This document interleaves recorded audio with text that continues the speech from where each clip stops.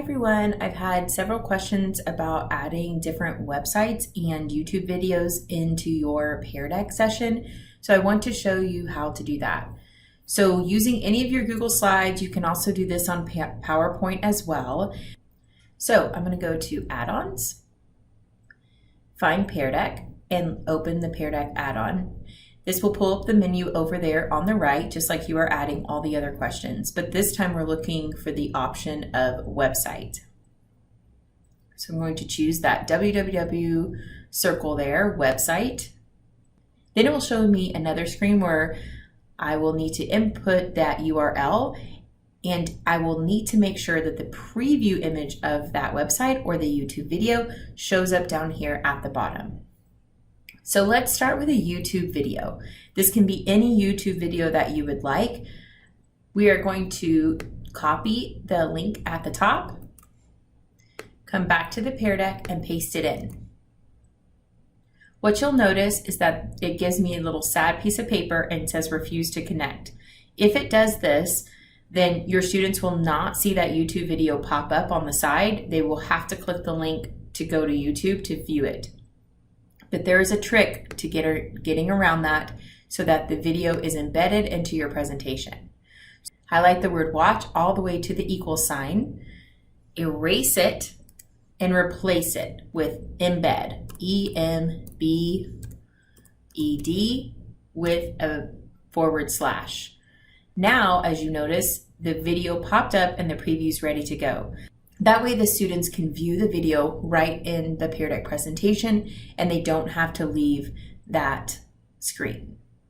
All right, so let's look at another one. Another page that people like to add is Flipgrid. When you're in Flipgrid, you want to find the grid that you want your students to reply to or be able to view within your Pear Deck. So you're going to click on Share and copy this link. Once I go back over here, I'm going to replace my YouTube video with my Flipgrid link. It does show the screen for joining in with Google or joining in with Microsoft. Well, the great thing is that if you have your students signing in with Google for Pear Deck, they just click Join with Google and it will automatically have them joined in with Flipgrid as well. So we see the preview image, and so you are good to go. The next website is wordwall.net. This is not a website that a lot of teachers are using, but just in case you are, I want to show you how to put this game inside your Pear Deck for your students to be able to play. So once you choose the game that you would like for students to have, you can change whichever interactive template that you want to use. So make sure you're on the template that you want the students to be able to view. Whichever one it is. Then at the very bottom, you're going to click Share, and you want to set it up for your students. So you're going to set the assignment, and then you're going to change the title of your assignment to whatever you would like. So to the date, to the topic, any of that. You want to have your students enter the name if you want the results. Otherwise, they can just play anonymously. And all these other settings you can change as well to make it unique for your class. Go ahead and click Start. And once you do that, you can copy the link and then go back to your Pear Deck.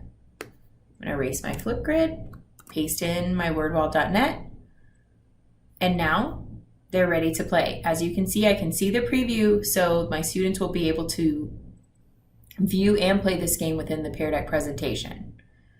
All right, now let's look at Quizlet.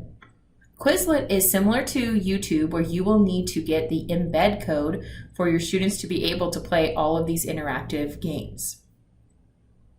How do you find that embed code? Well, there is this share link that you'll see here, but we actually need to go to the 3 dots and choose Embed. Now from this embed code, you don't need all of this height and width and all that stuff. All you need to highlight is from one end of the quotation marks to the other. So that HTTPS all the way to that quotation mark, and copy it.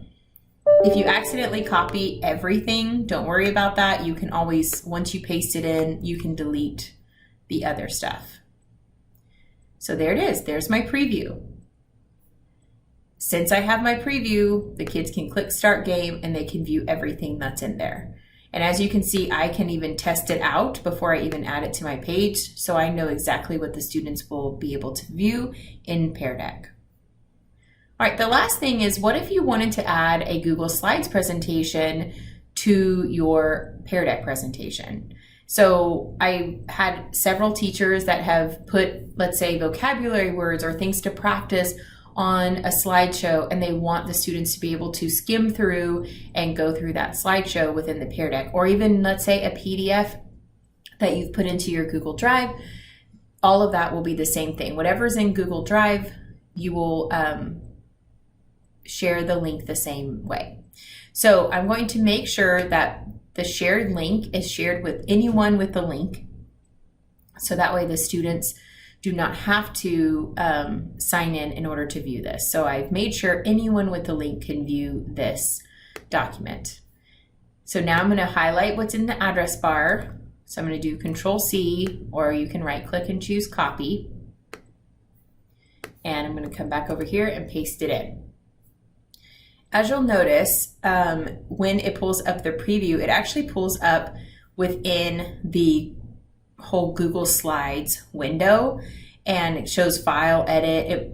For the students, it would show View Only, but I don't want them to see it this way. I want to see it in like a presentation mode. I don't want all the buttons on the side. So if I just erase everything from Edit all the way to the end, and I'm just going to add the word Preview.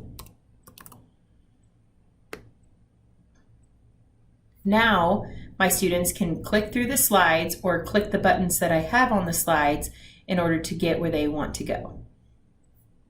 All right, so that's how to add a couple of things into Pear Deck. Hopefully this helps you as you create lessons in the future.